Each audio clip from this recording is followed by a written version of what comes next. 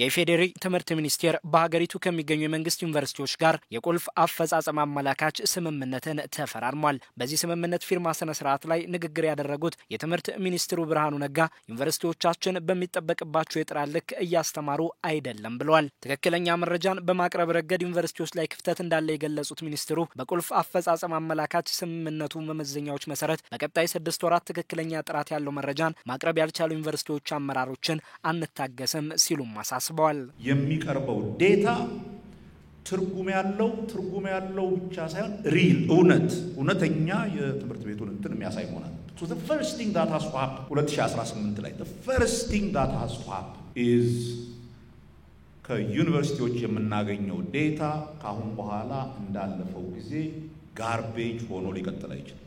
It need to be real, it need to be true. እንዲህ አይነት ዴታ ማቅረብ የማይችል ዩኒቨርሲቲ ፕሬዚደንት የዩኒቨርሲቲ ፕሬዚዳንት መሆን አይችልም። እንዲህ አይነት ዴታ ማቅረብ የማይችል የዩኒቨርሲቲ ሬጅስትራር የዩኒቨርሲቲ ሬጅስትራር መሆን አይችልም። ሚኒስትሩ የትምህርት ጥራትን ለማምጣት ከተፈለገ ዩኒቨርሲቲዎች ትክክለኛና ጥራት ያለው መረጃን ማቅረብ ላይ ትኩረት ሰጥተው ሊሰሩ እንደሚገባ አጽንኦት ሰጥተዋል። ሚኒስትሩ አክለውም ብቃት ያለው የሰው ኃይልን ማፍራት ለማይችሉ ዩኒቨርሲቲዎች መንግስት የህዝብ ሀብት የሚያባክንበት አግባብ የለም ሲሉም ነው የተናገሩት። በ2018 በስምምነቱ መሰረት ዩኒቨርሲቲዎች ጥራት ያለው መረጃን ማቅረብ ላይ እንዲሰሩ ከመጠበቁም በተጨማሪ የከባቢያቸው ጸጋ ላይ ያተኮረ የትምህርት አሰጣጥ እንዲኖራቸው መስራት ላይና የብቃት መመዘኛን ማሟላት የሚችሉ መሆን ላይ አተኩረው እንዲሰሩ አሳስበዋል። ቢያንስ በ5 ዓመት አንዴ እያንዳንዱ ዩኒቨርሲቲ ሎካሊ በሚቋቋም ኢንዲፔንደንት የሆነ አክሬዲቴሽን ፕሮሰስ ያልፋል። ፈንዳሜንታሊ በዛ ፕሮሰስ ሲያልፍ የሚሰጠው ውሳኔ ይሄ ብቁ ዩኒቨርሲቲ ነው ወይስ አይደለም።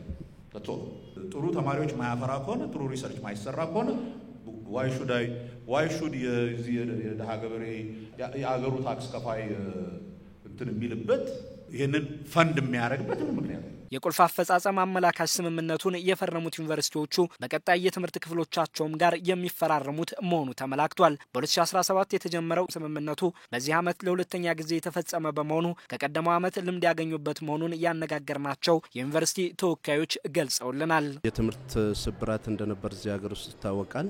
አሁን መንግስት ደግሞ በተለይ ትምህርት ሚኒስቴር ብዙ ሪፎርሞችን እያደረገ ነው። ለዛ ደግሞ የከፍተኛ ትምህርት ተቋማት የጀርባ አጥንት ስለሆኑ ሪፎርሙን መሬት ለማስያዝ ዩኒቨርሲቲዎችንም የበለጠ ትኩረት አድርጎ በአላማቸው ላይ በሚሽናቸው ላይ እንዲሰሩ ተልኳቸውን እንዲያሳኩ እና ያላቸውን ስናብት እዛ ላይ እንዲያውሉ የሚያደርግ ነው ያደረግነው ስምምነት። ጥቅሙ ምንድነው? አንደኛ ቆጥሮ ሰጥቶ ቆጥሮ መቀበል ነው። ሪስፖንሲቢሊቲና አካውንታቢሊቲ ማስፈን ነው። ምክንያቱም አንድ ነገር ቆጥረን ከተቀበልን አንደኛ እዛ ላይ ፎከስ እናደርጋለን። እንደ ዩኒቨርሲቲዎች ፎከስ ለማድረግ በጣም ይጠቅመናል ማለት ነው። እያንዳንዱ ዩኒቨርሲቲ ምን ላይ አተኩሮ መስራት እንዳለበት በማይሆኑ ነገሮች ጊዜውን አሰራሩን እንዳይጨርስ ስራዎችን አተኩሮ የሚሰራበትን የሚያሳይ ፖይንት ነው። ይሄ ደግሞ ከትምህርት ሚኒስቴር መነሳቱ እያንዳንዱ ዩኒቨርሲቲዎች በስሩ ያሉት የሚሰሩትን እንዲያውቁ እንዲረዱና ትኩረት አድርገው አኑዋሊም እቅዳቸውንም የአኑዋል ፕላናቸውንም በዛ ላይ አተኩረው አውጥተው እንዲሰሩ ይጠቅማል ማለት ነው። ስምምነቱን 47 የመንግስት ዩኒቨርሲቲዎች መፈረማቸውን የተናገሩት የትምህርት ሚኒስትር ዴኤታ ኮራጡሽኔ ዩኒቨርሲቲዎች የሚጠበቅባቸው ደረጃ ላይ እንዲገኙ በስምምነቱ ላይ ከትምህርት ጥራት እስከ መልካም አስተዳደር ያሉ ጉዳዮች መካተታቸውን ገልጸዋል። በመመዘኛዎቹ መሰረት ጥራት ያለው መረጃን እንዲያቀርቡ ለማድረግ ትኩረት ተሰጥቶበት እንደሚሰራ አመላክተዋል። የትምህርት ሚኒስቴር ዩኒቨርሲቲዎቹ በሚጠበቅባቸው ቁመና ልክ እንዲገኙ ለማድረግ እገዛ እንደሚያደርግላቸውም አስታውቋል። መለኪያው ሲመጣ ከሪፎርሙ ጋር ተያይዞ ነው መጣው። ከሪፎርሙ ጋር ተያይዞ መጣው ማለት ውጤት መለካት በጣም ጥረት ይፈልጋል። ያ እንዳለ ሆኖ መረጃ አለን ይባላል። አንዳንድ ጊዜ አይኖርም። ሲኖር ጥራት አይኖርም። በተለይ በዛ ላይ ውሳኔ ለመስጠት ስለዚህ አሁን ምንድነው ያደረግነው? አንዱ መረጃን ኦቶሜት ማድረግ ነው። ውጤታቸውን አመቱ አፈጻጸም ላይ የሚሰሩትን ስራ ኦንላይን ነው የሚያስገቡት። ግን እሱን ለመካተል የሚያስችለን የቴክኖሎጂ ዲጂታል ቴክኖሎጂ ስርዓት ተዘርግቷል። ሁለተኛ ግን ዩኒቨርሲቲዎቹ ላይ ይሄንን እንደ አፈጻጸም መለኪያ ገብቷል። የመረጃ ስርዓቱን ያስተካከለ ተጠያቂነት አለው።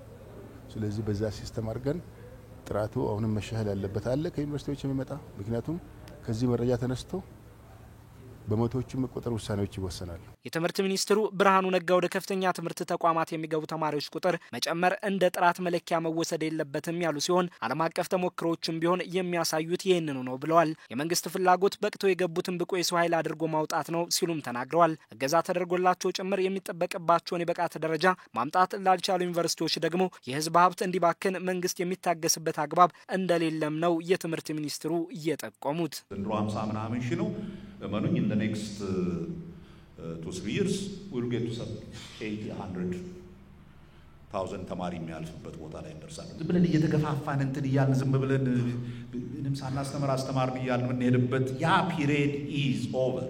ስለዚህ እነኚህ KPIዎች ወደዛ እንዳያደርሷችሁ ነው። ኢቬንቹዋሊ የምትለዩት ተማሪ አፕላይ ያደርጋል አያደርግም። ካላረገ ዩኒቨርሲቲዎችን መንግስት ምን ያደርጋቸዋል? በጣም ብዙ ነገር ሊሰራባቸው እንደሚችል ነው አትጠራጠሩ። ከነኚህ ውስጥ አንዱ እኔ እድል ቢኖረኝ ጥሩ አዳሪ ትምህርት ቤቶች ሃይ ስኩሎች መስራት እንችላለን።